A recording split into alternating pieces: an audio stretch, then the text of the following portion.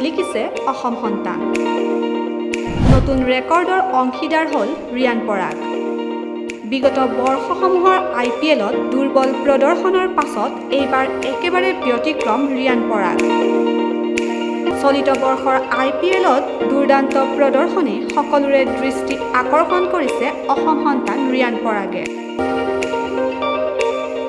বৰ্তমানলৈকে 5খনকৈ মেচত 3টাকৈ অৰ্ধশতক অৰ্জনেৰে সৰ্বাধিক ৰান সংগ্ৰহকাৰীৰ তালিকাত বিৰাট কোহলিৰ পিছতে দ্বিতীয় স্থান দখল কৰিছে ৰিয়ান পৰাগে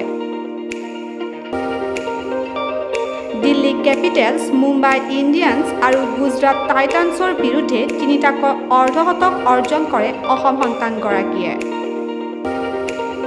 বুধবাৰে গুজৰাটৰ বিৰুদ্ধে 5টাকৈ ছিক্সাৰ 3টাকৈ বাউণ্ডেৰীৰে 48টা বলত 76 ৰান সংগ্ৰহ কৰি পেভিলিয়নমুখী হয়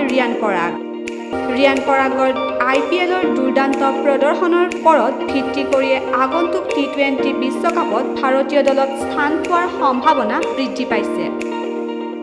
news desk report Olympia sports